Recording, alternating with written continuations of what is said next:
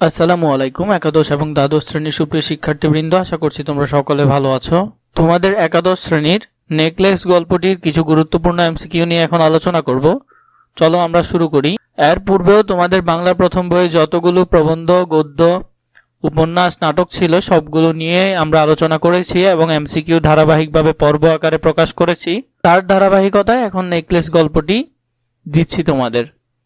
এই নেকলেস গল্পের যত খুঁটিনাটি বিষয় আছে তা নিয়েও আমরা আলোচনা করব, সাথে এখানে এমসিকিউ গুলো সলভ করব। তোমাদের মধ্যে যদি এই পিডিএফটি কারো প্রয়োজন হয়, তোমরা ডিসক্রিপশন বক্সে থেকে আমাদের ফেসবুক পেজে গিয়ে সেখানে মেসেজ করলে তোমাদেরকে সকল বিষয়ের গাইড পিডিএফ গুলো আমরা দিয়ে দিব। মাতিলদা সবসময় ব্যতীত থাকতো, কেননা তার ছিল প্রচন্ড রকমের উচ্চ আকাঙ্ক্ষা। উত্তর হবে কি? উচ্চ আকাঙ্ক্ষা। সে সবসময় বেশি বেশি চাইতো। মাদাম লুইসেল কেমন বৈঠকখানা কামনা করে? মোজাইক করা ও ঝকঝকে বৈঠকখানা। অপ্রত্যাশিত কিন্তু আকর্ষণীয় সমাপ্তির জন্য কোন গল্পটি বিপুল জনপ্রিয়? এটি হলো নেকলেস গল্পটি। এর সাথে সাথে আমাদের ইউটিউব চ্যানেলটি এবং ফেসবুক পেজটি লাইক এবং সাবস্ক্রাইব করে দিবে। থিয়েটারে যাওয়ার সময় যে পোশাকটি মাদাম লুইসেল পরে সেটা তার স্বামীর কাছে কেমন লাগে? খুব সুন্দর লাগে। নদীর এপার কহে ছাড়িয়া নিঃশ্বাস, ওপারেতে সর্বসুখ আমার বিশ্বাস। উদ্দীপকে প্রকাশিত নেকলেস গল্পের মর্মার্থ হলো সাধ্যের অধিক স্বাদ। মাদাম লুইসেলের ঘরটি কে তৈরি করেছিল? খর্বকায় ব্রেটন। নেকলেস গল্পে কোন মাছের উল্লেখ আছে? রোহিত মাছের উল্লেখ আছে।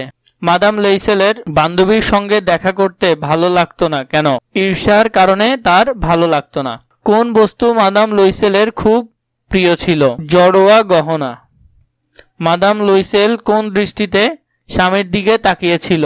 বিরক্তির দৃষ্টিতে স্বামীর দিকে তাকিয়েছিল। মি লুইসেল কিসের জন্য অর্থ সঞ্চয় করেছিল? বন্দুক কেনার জন্য অর্থ সঞ্চয় করেছিল। লুইসেলের বন্ধুরা কোন পাখি শিকার করেছিল? ভরত পাখি শিকার করেছিল। নেকলেস গল্পে মাতিলদার পোশাক তৈরিতে কত খরচ হয়েছিল? 400 ফ্রা খরচ হয়েছিল। বল নাচের দিন যতই এগিয়ে আসতে থাকে ততই মাদাম লুইসেলকে কেমন মনে হয়? বিচলিত মনে হয়। নেকলেস গল্পে মাদাম লুইসেলের বান্ধবীর নাম কি? মাদাম ফোরস্টিয়ার। অদম্য কামনায় তার বুক দূর করে। এই অদম্য কামনা কিসের জন্য? হীরার হারটি ধার পাওয়ার জন্য। কি ধরনের বক্সে হীরার হার রাখা হয়েছিল? স্যাটিনের বক্সে। মাতিলদার স্বামী কোথায় আধঘুমে বসেছিল? মাতিলদার স্বামী বিশ্রাম কক্ষে আধঘুমে বসেছিল। বল নাচের অনুষ্ঠান শেষে মাদাম লুইসেল কখন বাড়ি ফিরেছে? ভোর 4টের সময়।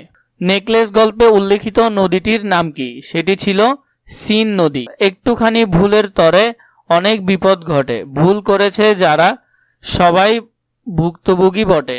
চরণ দুটি নেকলেস গল্পের কোন ঘটনার সঙ্গে সাদৃশ্যপূর্ণ? এটি হলো মাদাম লুইসেলের গহনা ধার ও সেটি হারিয়ে ফেলার সাথে সম্পর্কযুক্ত। হারটি ফেরত নেওয়ার সময় ফ্রস্টিয়ারকে কেমন দেখাচ্ছিল? নির্জীব দেখাচ্ছিল। মাদাম ফোস্টিয়ার গহনার বক্সটি খুলে দেখলেন না। স্বামীর ঋণের ভার মুক্ত হতে মিতালি তার গহনা বিক্রি করে দেয়, তাই নয়? অন্যের বাড়িতে ঝিয়ের কাজ করে মিতালির রূপ ফুটে উঠেছে কোন চরিত্রে? এটি হলো মাদাম লুইসেলের চরিত্রে এটি ফুটে উঠেছে। মাদাম লুইসেলের স্বামী সন্ধ্যাবেলায় কি করে? কয়েকজন ব্যবসায়ী হিসেবের খাতা ঠিক করে। মাদাম লুইসেলের স্বামী পেশায় কি ছিল? ছিল কেরানি। মাদাম লুইসেলের স্বামী কোন অফিসে কেরানি ছিলেন? শিক্ষা পরিষদে কেরানি ছিলেন। মাদাম লুইসেলের মনে সর্বদা কিসের দুঃখ? অর্থনৈতিক দুরবস্থার দুঃখ। ফেক বা জড়োয়া গহনা প্রিয়তার মাধ্যমে লুইসেলের যে মানসিকতার পরিচয় পাওয়া যায়? বিলাসী মনের পরিচয় পাওয়া যায়। মাদাম লুইসেলের স্বামীর সন্ধ্যায় খাম নিয়ে উল্লাসিত হয়ে ঘরে ফেরা কি প্রমাণ করে? স্ত্রীর প্রতি ভালোবাসা প্রমাণ করে। জনশিক্ষামন্ত্রী তার নিজ বাসগৃহে মাসিয়ে ও মাদাম লুইসেলের উপস্থিতি কামনা করেছিল কত তারিখ? 18ই জানুয়ারি। কিন্তু লক্ষ্মীটি আমি ভেবেছিলাম তা দেখে তুমি খুশি হবে। এখানে লক্ষ্মীটি বলতে কাকে বোঝানো হয়েছে? এখানে মাদাম লুইসেলকে বোঝানো হয়েছে।